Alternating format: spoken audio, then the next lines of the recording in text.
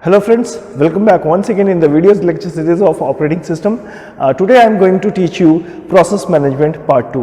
जैसा कि हम लोगों ने लास्ट टाइम डिस्कशन ऑलरेडी किया हुआ था कि there is a marginal difference between process and program. कभी कभी एक कंफ्यूजन हो जाता है प्रोसेस और प्रोग्राम के बीच में समझने के लिए, इसलिए इस चीज़ को दोबारा से मैंने समझाने की कोशिश किया है. देखिए, process is known as active entity, right? Process is known as active entity whereas program is known as passive entity. ऐसा क्यों कहा जाता है? Because process resides in main memory. ये जो word है, this is known as main memory, right? And program resides in hard disk. Here is the example is there, right? Okay. So hard disk के अंदर let's take one example that this is in this hard disk I'm having a program which name is hello.c. And description of hello.c is this one, right? So मैं अब यहाँ पे मैं आपको discussion यहाँ मैं डिफरेंशिएट करना चाहूंगा कि प्रोग्राम क्या होता है और प्रोसेस क्या होता है, यानी कि तो दूसरे शब्दों में ये कहा जाए प्रोग्राम किस तरीके से प्रोसेस बनता है. तो अभी तक के डिस्कशन में हमने ये समझा है कि जो प्रोग्राम होता है वो कहाँ रिसाइड करता है? हार्ड डिस्क के अंदर, करेक्ट? अब मैं आपको आज ये बताऊंगा कि प्रोग्राम जो होता है वो प्रोसेस कैसे बनता है और कैसे वो मेन मेमोरी के अंदर आता है, राइट? तो इसीलिए हम लोगों ने डिस्कशन में ये लिखा है कि process is active entity but program is passive entity. एक चीज यहां पे और डिस्कशन करने वाली बात है कि जब इवोल्यूशन ऑफ कंप्यूटर के बारे में जब हम लोग पढ़ रहे थे, इवोल्यूशन ऑफ ऑपरेटिंग सिस्टम के बारे में पढ़ रहे थे, तो पहला था हमारा बैच सिस्टम. और जैसा कि मेरा कमिटमेंट है, मैं इवोल्यूशन ऑफ ऑपरेटिंग सिस्टम को सेपरेटली लूंगा after the completion of process management, क्योंकि प्रोसेस मैनेजमेंट का पूरा कंसेप्ट अगर आपको क्लियर होगा तो ही आप अलग अलग तरीके के ऑपरेटिंग सिस्टम का इवोल्यूशन आप अच्छी तरीके से समझ पाएंगे, राइट? तो इसी प्रोसेस को जो सबसे फर्स्ट टाइप का जो ऑपरेटिंग सिस्टम था, जिसको हम लोग बैच सिस्टम भी कहते हैं, वहां पे इसी प्रोसेस को हम लोग जॉब्स कहा करते थे, करेक्ट? और लेटर ऑन जब मल्टी प्रोग्रामिंग एनवायरनमेंट जब आया कंसिडरेशन में, तो इस जॉब को हम लोग प्रोसेस कहने लगे. तो आज का जो एरा है, आज का जो एनवायरनमेंट है, आज हम लोग जॉब्स ना कह करके हम लोग यहाँ पे हम लोग प्रोसेस कहते हैं, क्योंकि आज हम लोग मल्टी प्रोग्रामिंग या मल्टीटास्किंग या इवन हम लोग मल्टी प्रोसेसिंग ऑपरेटिंग सिस्टम के एनवायरनमेंट में हम लोग काम कर रहे हैं. अब जैसा कि यहां पे बात आता है कि प्रोग्राम और प्रोसेस में क्या डिफरेंस है, तो हम लोग इसको एक एग्जांपल के थ्रू समझने की कोशिश करते हैं. यहां मैंने एक छोटा सा प्रोग्राम लिया है. Here I am not concerning with the program, only I will take something, some extract from program. तो ये प्रोग्राम से आखिर प्रोसेस कैसे बनता है, मैं आपको बताऊं कि कभी भी पूरा का पूरा प्रोग्राम एक बार में उठ करके मेन मेमोरी में नहीं आता है. कहने का मतलब क्या हुआ कि प्रोग्राम भी अलग अलग प्रोसेस में टूटते हैं. जैसे यहां अगर मेरे पास अगर प्रोग्राम है और मेरे पास कुछ लाइंस ऑफ इंस्ट्रक्शन हैं, तो हो सकता है कि ये मेरा उस प्रोग्राम में से टूट करके इसको हम लोग प्रोसेस 1 मान लेंगे, इस मेन फंक्शन को हम लोग प्रोसेस 2 मान लेंगे, राइट? इसको हम लोग इस printf कमांड को हम लोग प्रोसेस 3 मान लेंगे और लास्ट वाले को हम लोग प्रोसेस 4 मान लेंगे. यानी पूरा का पूरा program, entire program has been divided into some parts. और वैसे भी अगर सी प्रोग्रामिंग आप लोग अगर करते होंगे तो आप लोगों ने देखा होगा कि पूरा का पूरा प्रोग्राम अलग अलग ऑब्जेक्ट्स में टूटता है, राइट? सिमिलरली ऑपरेटिंग सिस्टम में भी ये पूरा का प्रोग्राम अलग अलग प्रोसेस में टूटेगा और वो अलग अलग प्रोसेस जो हैं वो आपके यहाँ पे मेन मेमोरी में आकर के रिसाइड करता है. This is known as your main memory. यहां पे एक चीज बहुत इंपॉर्टेंट मेरे को बताने का यहाँ पे औचित्य ये है कि मेन मेमोरी का एक पर्टिकुलर पोर्शन एक जो होता है वो ऑपरेटिंग सिस्टम के लिए हमेशा फिक्स्ड होता है, राइट? यानी इस मेन मेमोरी में जो स्पेस हमने ऑपरेटिंग सिस्टम के लिए दे दिया है वो हमेशा परमानेंट रहेगा. We can not alter the space of your main memory for operating system, right? बाकी का जो पार्ट है वो हमारे यूजर के प्रोसेस के लिए होता है। तो देखिए यही जो प्रोग्राम है अलग अलग प्रोसेस में टूटा और ये जाकर के कहां हुआ, यहां जाके स्टोर हुआ और इसके बाद ही आपका सीपीयू के साथ आपका एग्जीक्यूशन होता है, राइट। यानी जब तक से कि ये प्रोग्राम टूट करके हमारा मेन मेमोरी में स्टोर नहीं होगा प्रोसेस वाइज, तब तक से ये सीपीयू इस hello.c को कभी भी कंपाइल या एग्जीक्यूट नहीं करेगा। सो एक्चुअली प्रोसेस मेमोरी में दिखता कैसे है ये हम लोगों को देखना बहुत जरूरी है। तो हम लोग स्टार्ट करते हैं, जो कि अभी तक जैसे मैंने बताया था कि एक हार्ड डिस्क से प्रोसेस किस तरीके से मेन मेमोरी में आता है। Here I am having some process, that is process P1, process P2, process P3 and so on up to process N, and this area is fixed for the operating system, जो कि और किसी से ये encroach नहीं होगा। अब देखते हैं कि इंडिविजुअल प्रोसेस जो होता है वो मेन मेमोरी के अंदर किस तरीके से होता है। तो ये इसका एक डेमोन्स्ट्रेशन मैंने किया हुआ है कि प्रोसेस P2 आखिर मेन मेमोरी में कैसे दिखेगा। तो प्रोसेस, हर एक प्रोसेस के ये सारे के सारे डेटा होते हैं जो कि हर एक प्रोसेस में होता है। सबसे पहले आता है text. What is text? Text is nothing but what is the instruction which has been taken from program code is known as text, right. And basically program code से प्रोसेस का जो टेक्स्ट होता है ज्यादा एडवांस होता है, right. तो यहां पे हम लोग क्या करते हैं, हम लोग what is the text in process? Text in process means the code which has been taken from program। जिस प्रोग्राम से हमने लिया है कोड लिया है उसको यहां पे हम लोग टेक्स्ट कहते हैं। Next is known as your data. What do you mean by data? Data is also section. Actually ये सारे के सारे सेक्शंस हैं। Text is a section which contains code, data is again a section, data is section। अब data section में क्या होता है? डेटा सेक्शन में ग्लोबल वेरिएबल्स होते हैं, राइट। Whenever we are using some local और ग्लोबल वेरिएबल इन प्रोग्राम, तो जो ग्लोबल वेरिएबल जो आता है वो आपका डेटा सेक्शन का पार्ट है, करेक्ट, ओके। इसके बाद का जो पार्ट है वो है आपका स्टैक का। स्टैक में क्या क्या चीजें होती है? स्टैक में आ जाता है आपका लोकल वेरिएबल्स आ सकते हैं, या नहीं तो आप जो रिटर्न एड्रेसेस करते हैं, जैसे प्रोग्राम में आप फंक्शन बनाते हैं और फंक्शन के थ्रू कुछ चीज आप रिटर्न करना चाहते हैं तो वो सारा का सारा चीज आपका स्टैक के थ्रू आता है। So you can go for return addresses also. इसके साथ साथ एक और बहुत इंपॉर्टेंट चीज होती है, जो हम लोग जो फंक्शन पैरामीटर्स पढ़ते हैं, जहां पे हम लोग एक्चुअल और फॉर्मल पैरामीटर्स पढ़ते हैं, ये दोनों चीजें आपका प्रोसेस में आपका स्टैक में ही ये सारी चीजें आती हैं। और बेसिकली ये जो तीन चीजें हैं वो आपका है टेम्परेरी डेटा है। This is known as your temporary data. This is your temporary data, right, okay. What is heap? Very very important point when we are going for execution of a process. तो heap एक ऐसी memory है जो कि आपको dynamically allocate करती है जब आप प्रोसेस का रियल एग्जीक्यूशन करते हैं। तो यहां मैंने लिखा भी है, it is a memory which is allocated to the process, यानी किसी भी पर्टिकुलर प्रोसेस को when the process is executing dynamically, right. So ये था पूरा का पूरा आपका प्रोसेस का पूरा डिस्क्रिप्शन कि एक प्रोसेस में क्या क्या कौन कौन से सेक्शंस होते हैं। These are mainly 4 sections: text sections, data section, heap section and stack section.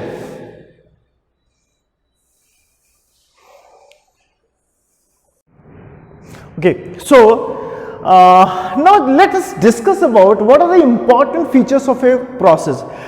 Process के इंपॉर्टेंट फीचर्स क्या होते हैं? तो प्रोसेस के 4 इंपॉर्टेंट फीचर्स होते हैं। पहला, प्रोसेस का क्रिएट होना, that is known as process का क्रिएशन।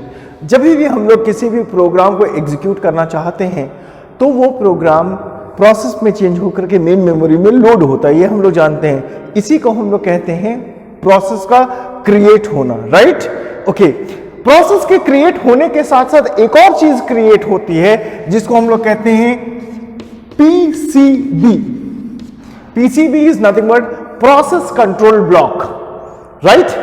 कोई भी प्रोसेस जब क्रिएट होता है तो प्रोसेस के क्रिएट होने के साथ साथ उसका एक PCB, प्रोसेस कंट्रोल ब्लॉक भी क्रिएट होता है। अब प्रोसेस कंट्रोल ब्लॉक क्या होता है थोड़ा सा नेक्स्ट मैं वीडियो में आप लोगों को मैं बताऊंगा, तो इस वीडियो को बिल्कुल भी स्किप मत कीजिएगा। और अगर ये वीडियो अगर आपको अगर पसंद आए तो प्लीज कमेंट कीजिएगा, लाइक कीजिएगा, शेयर कीजिएगा और सब्सक्राइब कीजिएगा। प्रोसेस के क्रिएशन के बाद प्रोसेस जब टर्मिनेट होता है तो टर्मिनेशन के समय पीसीबी इसका ऑटोमेटिकली ये डिस्ट्रॉय हो जाता है। यानी प्रॉब्लम प्रोसेस के क्रिएशन के समय पीसीबी बनता है, पीसीबी क्रिएट होता है, और जैसे ही प्रोसेस आपका टर्मिनेट होता है तो पीसीबी ऑटोमेटिकली वो डिस्ट्रॉय हो जाता है, वो खत्म हो जाता है। Next is what process scheduling. Process scheduling को जैसा कि मैंने बोला था, इसको मैं आपको सीपीयू शेड्यूलिंग में लूंगा, जिसमें हम लोग करीबन 7-8 तरीके के अलग अलग सीपीयू शेड्यूलिंग के बारे में हम लोग पढ़ेंगे। और शायद इसलिए मैंने एक बार मेरे लास्ट वीडियो में मैंने आपको बोला था कि CPU scheduling is subset of process management. CPU scheduling is subset of process management. Process management, right? Okay fine. तो इस सेक्शन को हम लोग अलग से देखेंगे।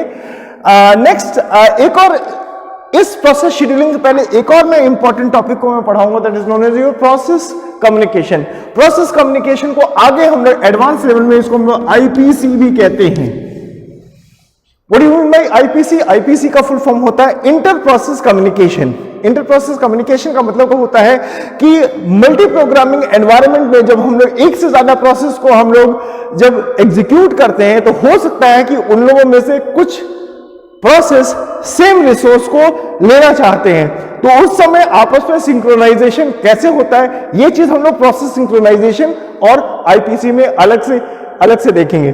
और लास्टली हम लोग देखेंगे कि प्रोसेस टर्मिनेशन का क्या मतलब होता है और प्रोसेस टर्मिनेट कैसे होता है। यानी कि प्रोसेस जब क्रिएट होता है तो उस समय प्रोसेस रिसोर्स को एक्वायर करने की कोशिश करता है या वो एलिजिबल होता है किसी भी रिसोर्स को एक्वायर करने का। अब प्रोसेस अगर किसी रिसोर्स को एक्वायर करने का मतलब क्या होता है, रिसोर्स कितने तरीके के होते हैं? रिसोर्स 2 तरीके के होते हैं। पहला तो होता है आपका सीपीयू और दूसरा होता है आपका आईओ। मैंने यहां पे मेन मेमोरी इसलिए नहीं लिया क्योंकि ऑलरेडी ये प्रोसेस आपका मेन मेमोरी में है। तो जब भी एग्जीक्यूशन जब होता है तो 2 तरीके की यहां पे रिसोर्स को एक्वायर करना चाहता है कोई भी प्रोसेस, या नहीं तो सीपीयू और या नहीं तो आईओ। सीपीयू कभी भी शेयरिंग में नहीं जाता है एक बार में, लेकिन आईओ एक बार में शेयर्ड हो सकते हैं। तो हम लोग आईपीसी में या प्रोसेस कम्युनिकेशन में इसी चीज को देखेंगे कि जब 2 प्रोसेस अगर एक रिसोर्स को सपोज ये R1 है और ये P1 है, P1 और P2 अगर R2 को अगर रिक्वेस्ट अगर भेज रहे हैं तो इनमें से रिसोर्स पहले किसको मिलेगा और बाद में किसको मिलेगा। तो ये सारी चीजें हम लोग पढ़ेंगे प्रोसेस कम्युनिकेशन में, जिसमें हम लोग आईपीसी पढ़ेंगे। और लास्टली हम लोग देखेंगे ये प्रोसेस टर्मिनेशन क्या होता है और कैसे होता है, right? So let us start with your process creation. So let's talk about first feature, that is your process creation. So process creation के कुछ पॉइंट्स हैं, पहले हम लोग इसको डिस्कस कर लेते हैं। First is what is the process creation? A process can create other process. एक प्रोसेस एक से ज्यादा प्रोसेस को क्रिएट कर सकता है, और ये किसके माध्यम से होता है? With the help of fork system call. ये फोर्क जो सिस्टम कॉल है ये बेसिकली यूनिक्स में काम होता है, विंडोज में आप इस चीज को नहीं देख पाते हैं, इसलिए मैंने इस यहाँ पे एक यूनिक्स के माध्यम से मैंने आपको समझाने की कोशिश किया है कि with the help of fork system call you can create either one process और several process, right? Okay, next important point, a process who creates a process is known as parent process. जो process किसी नए process को बनाता है उसको हम लोग पेरेंट प्रोसेस कहते हैं, राइट? तीसरा देखिए created, this is created process, यानी कि जो नया जो प्रोसेस जो बना है उसको हम लोग चाइल्ड प्रोसेस कहते हैं। अगर सिंगल अगर है तो उसको चाइल्ड प्रोसेस कहेंगे, या एक से अगर ज्यादा है तो उसको हम लोग चिल्ड्रन प्रोसेस कहेंगे। ये सारी की सारी चीजें आपकी आती है किसमें? प्रोसेस क्रिएशन में आता है। नेक्स्ट वेरी इंपॉर्टेंट थिंग, ये बहुत इंपॉर्टेंट चीज है, कोई भी प्रोसेस जो है वो प्रोसेस एग्जीक्यूशन में कैसे जाना जाता है? उसके आइडेंटिफिकेशन नंबर होता है जिसको हम लोग कहते हैं PID। PID is nothing but your process identification number which is always unique. Correct? इस यूनिकनेस की वजह से सपोज सीपीयू को किसी प्रोसेस को लेना है एग्जीक्यूट करने के लिए, तो उसको कैसे पता चलेगा? वो उसके प्रोसेस आईडी नंबर से ही उसको पता चलता है कि किस प्रोसेस को हमें कब एग्जीक्यूट करने के लिए उठाना है। Okay, next very very important, parent child process का अगर रिलेशन अगर देखा जाए तो ये हमेशा ट्री स्ट्रक्चर में होता है। किस स्ट्रक्चर में होता है? ट्री स्ट्रक्चर में होता है। मैं इसका एक एग्जांपल देकर के जस्ट मैं आपको बताता हूं। So this is your tree-like structure of a parent-child process relationship। यहां पर देखिए FLK मेरा पहला प्रोसेस है जिसके दो बेटे हैं, राइट? PLC और FCK, राइट? FC के आगे दो कोई लड़का नहीं है, कोई उसका चाइल्ड नहीं है, लेकिन PLC के फर्दर 3 चिल्ड्रन है। पहले चिल्ड्रन का नाम है CKH, राइट? दूसरे का नाम है ITN, let it be anything, and तीसरे का नाम है PK। अब इस पूरे tree structure of parent child process को अगर देखा जाए तो चाहे पेरेंट की बात किया जाए या चाइल्ड की बात किया जाए, दोनों ही केसेस में आपका देखें तो जो आपका PID है, दैट इज प्रोसेस आइडेंटिफिकेशन जो नंबर है वो बिल्कुल यूनिक रहेगा। पेरेंट का 0 है, इसके 2 चाइल्ड हुए 1 और 2, देन 1 के 3 चाइल्ड है जिनका प्रोसेस आइडेंटिफिकेशन नंबर जो है वो 3 है, 4 है, 5 है। यहां पे एक चीज और ध्यान देने वाली बात है कि जो चिल्ड्रन होता है, मैं चिल्ड्रन की अगर बात करूं, चिल्ड्रन या चाइल्ड की बात करूं, तो चिल्ड्रन किसी भी रिसोर्स को डायरेक्टली भी एक्सेस कर सकता है। यानी कि जो भी अवेलेबल रिसोर्सेस हैं, तो चिल्ड्रन अगर चाहे तो उन रिसोर्सेस को डायरेक्टली वो एक्सेस कर सकता है, और या नहीं तो जितने भी रिसोर्सेस पेरेंट्स को अलॉटेड हैं उतना तो जरूर वो कर लेगा। जैसे कि पिता का जो जायदाद होता है, इसको इस तरीके से समझा जाए, पिता का जो जायदाद होता है उसमें से तो उसका हिस्सा रहेगा ही रहेगा, पक्का रहेगा, लेकिन ऑपरेटिंग सिस्टम में अगर वो डायरेक्टली भी अगर कभी कभी अगर किसी रिसोर्स को एक्सेस करना चाहे तो वो एक्सेस कर सकता है।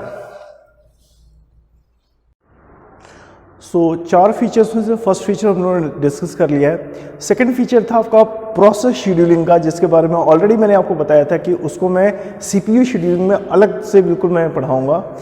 थर्ड जो था आपका था प्रोसेस कम्युनिकेशन। प्रोसेस कम्युनिकेशन के बारे में भी मैं आपको IPC में एक अलग तरीके से पढ़ाऊंगा, क्योंकि एक वो सेपरेट टॉपिक है जो कि काफ़ी हम लोगों को डेप्थ में समझने की ज़रूरत है, क्योंकि प्रोसेस सिंक्रोनाइजेशन भी IPC से जुड़ा हुआ है, राइट? तो इसलिए उस सेक्शन को मैं अलग से पढ़ाऊंगा, नहीं तो ये प्रोसेस के बारे में समझना ये बहुत ज़्यादा लंबा लेक्चर हो जाता है, right? So let's try to conclude this video with the last topic, that is your process termination। process termination का मतलब क्या होता है? process termination का मतलब होता है कि प्रोसेस अब टर्मिनेट हो गया है, और प्रोसेस टर्मिनेट 2 तरीके से होता है। एक तो नॉर्मली होता है, नॉर्मली मीन्स कि अगर प्रोसेस का एग्जीक्यूशन रियली अगर आपका अगर समाप्त हो चुका है तो ऑटोमेटिकली वो आपका मेन मेमोरी से अपने आप वो एग्जिट हो जाएगा with the help of operating system. या नहीं तो कहीं ना कहीं अगर प्रोसेस एग्जीक्यूशन में फंस गया है और काफी देर से फंसा हुआ है और वो आगे प्रोसीड नहीं कर पा रहा है और उसके वजह से बाकी प्रोसेस बाकी रिसोर्सेज को यूज नहीं कर पा रहे हैं, तो उस केस में उस प्रोसेस को हम लोग किल कर देंगे, राइट? उस सिचुएशन में उसको हम लोग किल कर देंगे। बाद में फिर देखा जाएगा कि उसके साथ क्या करना है, लेकिन उस सिचुएशन में उसको किल कर देंगे बिकॉज उसके वजह से बाकी प्रोसेस का प्रोग्रेस नहीं हो रहा है। तो टर्मिनेशन के यही 2 पहलू है। पहला कि वो ऑटोमेटिकली खत्म हो जाए तो वो अपने आप वो रिलीज कर देगा रिसोर्सेज को, दैट इज मेन मेमोरी, और या नहीं तो उसको एबनॉर्मली हम लोगों को करना पड़ता है, उसको किल करना पड़ता है, राइट? फाइन।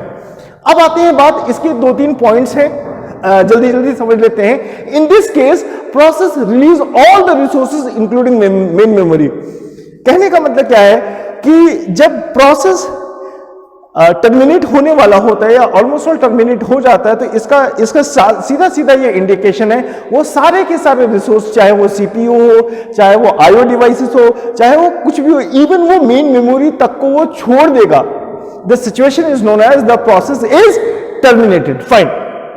नेक्स्ट, जैसा कि मैंने ऑलरेडी बताया था कि जब प्रोसेस जब टर्मिनेट होता है तो आपका पीसीबी आपका डिस्ट्रॉय हो जाता है, राइट?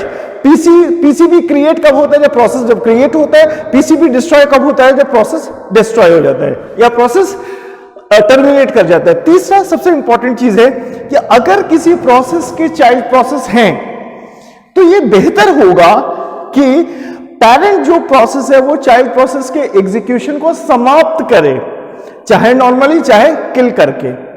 उसको हम लोग बेहतर एग्जीक्यूशन या बेहतर प्रोसेस का टर्मिनेशन मानते हैं। अगर किसी प्रोसेस का, अगर किसी पेरेंट प्रोसेस का अगर चाइल्ड प्रोसेस है तो ये बेहतर होगा कि पेरेंट प्रोसेस को किल करने के पहले या पेरेंट प्रोसेस को टर्मिनेट करने के पहले उसका चाइल्ड प्रोसेस भी टर्मिनेट हो जाए। तो प्रोसेस मैनेजमेंट में प्रोसेस के कंसेप्ट में हम लोग आज इतना ही देखेंगे। Thank you so much for watching this video very sincerely. और मैं आप लोगों से गुजारिश करूंगा कि अगर ये वीडियो आपको पसंद आया है तो लाइक करें, शेयर करें, सब्सक्राइब करें और प्लीज मुझे कमेंट करें। Thank you so much for watching this video.